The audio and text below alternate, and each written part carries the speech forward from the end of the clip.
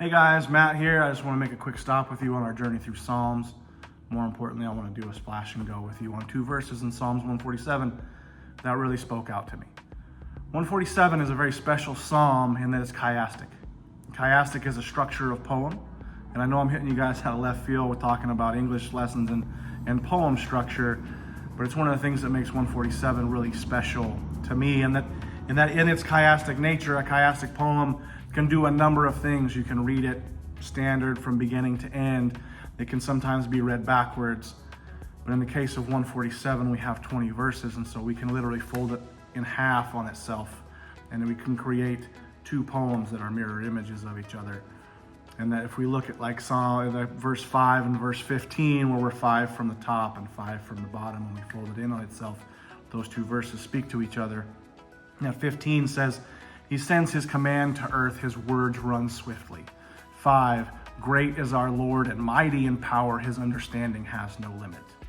And that those two verses correlate and they kind of speak to each other while being mirror images.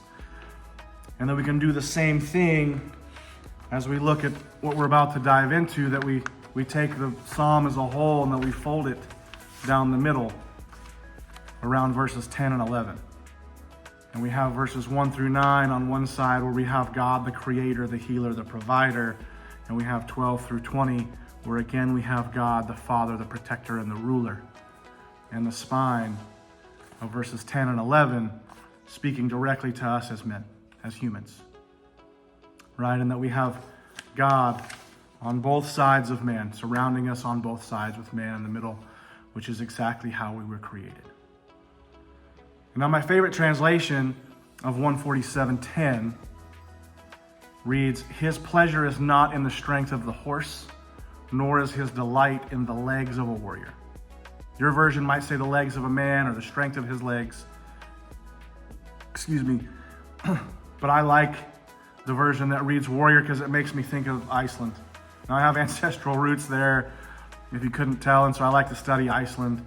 It's a land settled by Vikings, seafaring warriors turned fishermen, right? And for centuries as fishermen, they evaluated each other by the strength of their legs. And that's how they found the value of a man. And then every fishing season, you had to quickly determine who was going to come on your boat and what the value would be and what you would pay them. And so they had these 4 stones ranging in various sizes, with the smallest stone being 50 pounds and the largest stone being 340 pounds. That if you were able to lift the 340-pound stone, you were what they called full strecker or full strong, which meant that you deserved full pay of the share of the boat. And if you lifted the lesser stone at 220 pounds, you were what they called half strong and thus deserved half pay. Now that might seem barbaric, it might seem old worldly, it might seem unfair to judge somebody based on their strength in that way. But the reason this verse stands out to me is that we as racers judge ourselves by the same merit. Now, no, we may not be picking up 340-pound stones, but we allow our pay and our value to be determined based on our finishing positions on track. Fastest driver gets the biggest purse. Fastest crew splits those spoils. The guy at the back gets the least pay. Right? We let our value and our worth be determined by our last performance on track, by our last season, by our win-loss and DNF ratios. It's quite literally in the nature of what we do. We want to be immortalized, right? We want to win races. We want to win the championships.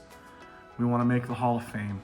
We want to go down in history by winning the Indy 500. We want to be full strecker. We want to be measured, and we want to be measured with the best.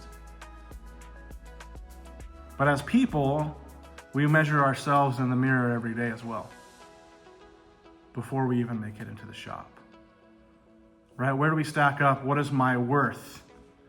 We have new crew guys, either rookies or new to the team, walking in, wondering where do they stack up with this new team? What is their value? What is their worth? We have the veterans who've been around for a while trying to figure out what their worth is. trying to bump for themselves for a promotion, for a raise. Who's going to be the new car chief? Can they go over to this team and make more money? Can they go over to that guy and get a better winning edge to help be immortalized? We have the old hats who've been with us for many, many years, looking at themselves in the mirror, wondering, how many races do I really have left in the tank, and where do I measure up with these young guys coming in? We also look in the mirror and we want to ask ourselves, what car do I drive? What does my bank account look like? How big is my house? What does the sign on the outside of my neighborhood say?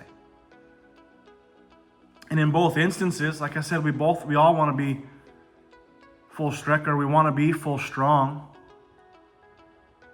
So how do you measure yourself? Are you measuring yourself by the size of the horse and the tools around you? Are you measuring yourself by the strength in your legs, the number of seasons you've been around, your win-loss ratio? We all want to be worthy. We want the ride to be worth it, but I'm here to tell you that God has already deemed you worthy. You were worthy to be born. You were worthy to be woken up today, worthy to be saved for eternity. None of that worthiness has anything to do with our merits or our strengths here on earth. Those are gifts given to us by God through His unfailing love in a gift that we call grace, something that we are undeserving of, but the Lord gives us anyway.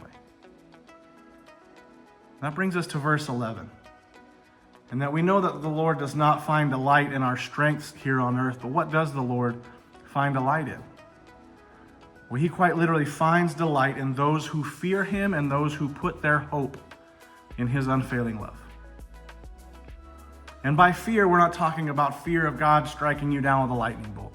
We're talking about true, heartfelt, biblical fear.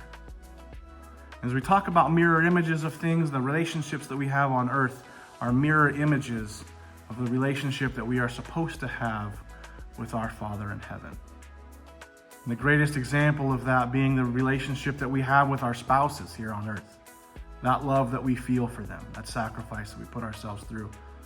And we all know through our relationships on earth that the greatest torture and the greatest pain that we can be put through is when someone we love so deeply ignores and alienates us, taking away that warmth and that light that we felt with them. And that is the fear that this verse is talking about. It's that fear that we are so afraid of being without the Lord, that we put all of our hopes into His unfailing love. That is where the Lord finds delight. And in that unfailing love is where God measures us as people. See, we were created in His image, in His likeness. We are mirror images of God. And so when God puts 100% of His unfailing love into us, He measures what is reflected back. He wants to see how much of that love is reflected back unto Him, and also how much of that love is reflected unto the others who were created in His image. So as I leave you with that thought, I just ask you to ask yourself, where are you putting your value in the kingdom of heaven? Because your value has already been seen by God, because your value comes in His reflection. Your worth comes in Him wanting to rejoin you in the kingdom of heaven. So are you measuring yourself by your stick, or are you measuring yourself by God's? And where do you measure yourself in the kingdom of heaven? I hope this helps ground you guys, give you some thought, time for perspective, and with this, what we call the silly season, where people are trying to figure out what's coming next, who's going where, who's got what budgets. We're shaping up our future. Let's take that one step forward and figure out how we can shape our eternity for each other. And I encourage you to create some time this week to really look at 147, study it, read it in a number of ways, and reflect and ask yourself, Where do you put your measuring stick on yourself, and where do you put your measuring stick on others, and what stick are you using?